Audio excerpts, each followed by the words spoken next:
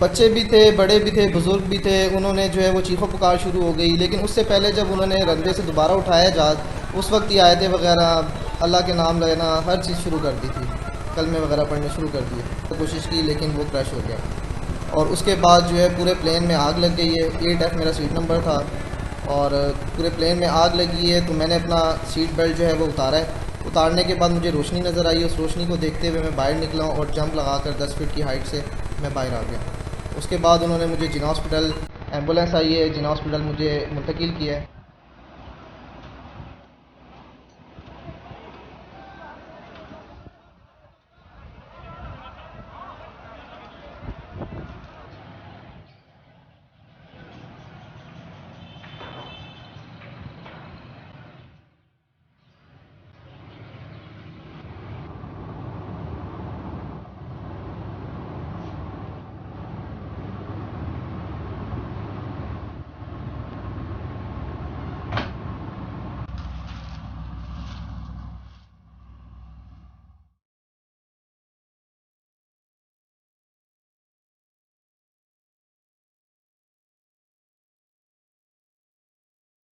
You can hear the pilot or a member of the crew putting out a call here, and he's remarkably calm because what he's effectively telling air traffic control is that he's lost both engines. This is an Airbus A320; it has two engines.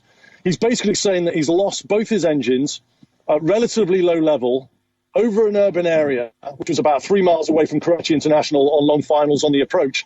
And that to me spells only one possible outcome, which is an absolute catastrophe.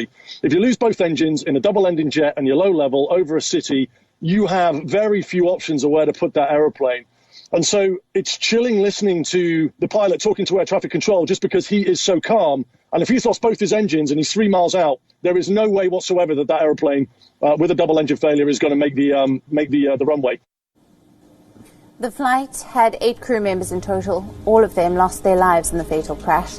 Preliminary inputs indicate that the plane lost both engines and had trouble deploying the landing gear.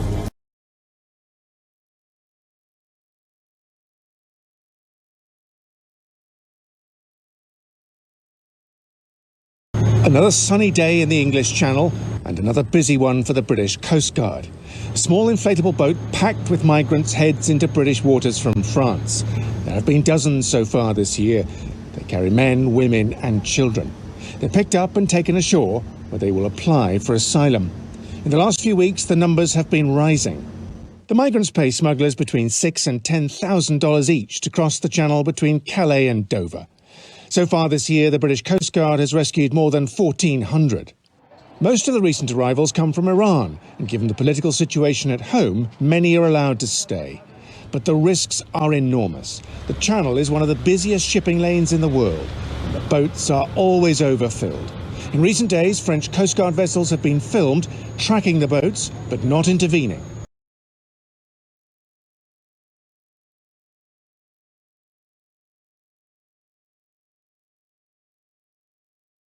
UK Prime Minister Boris Johnson is planning to reduce Chinese telecom giant Huawei's involvement in Britain's 5G network. According to media reports in the United Kingdom, Boris Johnson has asked the government for plans to reduce China's involvement in British infrastructure to zero by 2023. The plans, dubbed as Project Defend, includes protecting Britain's economic vulnerabilities from hostile foreign governments. This follows several warnings about how UK needs to reassess its relationship with China.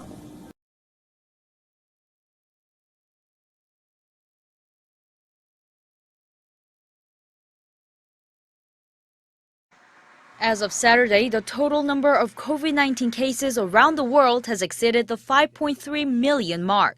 According to international statistics site Worldometer, the deadly virus has killed more than 340,000 people and impacted over 200 countries. The US has more coronavirus cases than any other country with over 1.6 million infections. Overtaking Russia for second place in the world is Brazil, which saw almost 20,000 cases in 2 days, bringing the total to 332,000. A hike in numbers has also been seen in Peru, Chile, and Mexico. Regarding the recent phenomena, the World Health Organization says South America has now become a new epicenter of the global pandemic.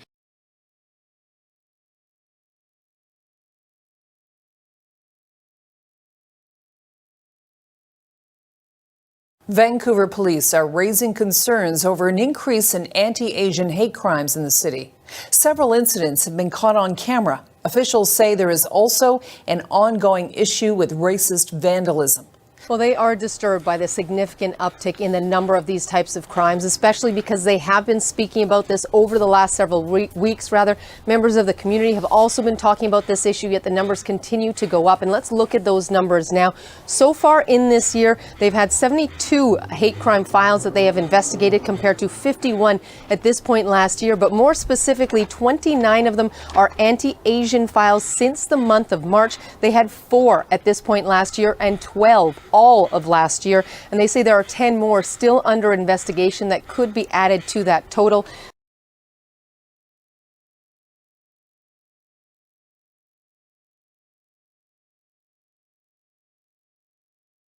After years of construction, Crown Tower at Barangaroo has reached its highest point. Today's ceremony, the culmination of 4 years' work. At 275 metres and 71 stories, it takes the title as Sydney's tallest building. It was a disused, refilled land site. To look at it now, it is spectacular, and it ranks right up there on a global scale as one of the greatest precincts in the world. And it's not just construction. The fit-out of hotel rooms is 90% complete, along with the foreshore boardwalk. The project will be finished in the next few months, with the hotel on track to open its doors in December.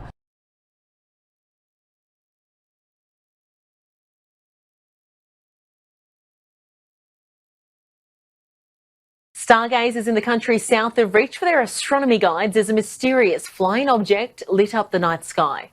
Experts are describing the spectacle as space junk, more specifically a Russian rocket re-entering the Earth's atmosphere.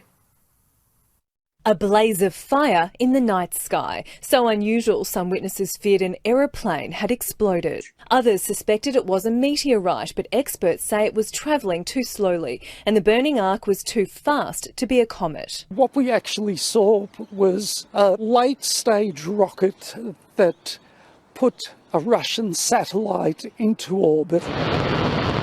A Russian military satellite which launched yesterday. It may have been a satellite to be able to detect the launch of ballistic missiles on Earth.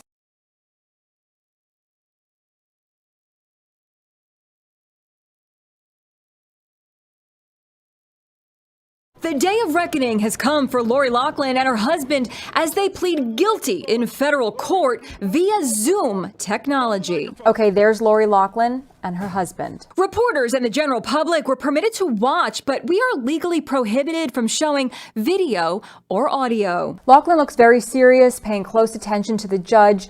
She's dressed in a dark green blouse with a bow and does appear to be quite somber. Loughlin is expected to be sentenced to 2 months in federal prison. Her husband, fashion designer Massimo Giannulli, is expected to get 5 months for their role in the college admissions scandal. The judge said he will sign off on the plea deal only after he reads the pre-sentencing report.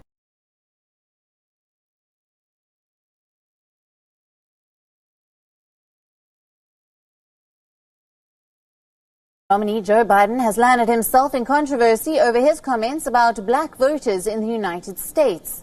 In a radio interview on Friday, the former vice president said, and I quote, "If you have a problem figuring out whether you are with me or Donald Trump, then you are not black." Listen in. It's a long way until November. We got more questions. You got more questions, but I tell you, if you have a problem figuring out whether you're for me or Trump, then you ain't black. Biden later apologized for his comments during a phone call with business leaders from the African American community. He said that he shouldn't have been so cavalier and that he would never take the African American community for granted. But the Trump campaign was quick to pounce on Biden's mistake. The president's son, Donald Trump Jr., called Biden's comments racist and dehumanizing.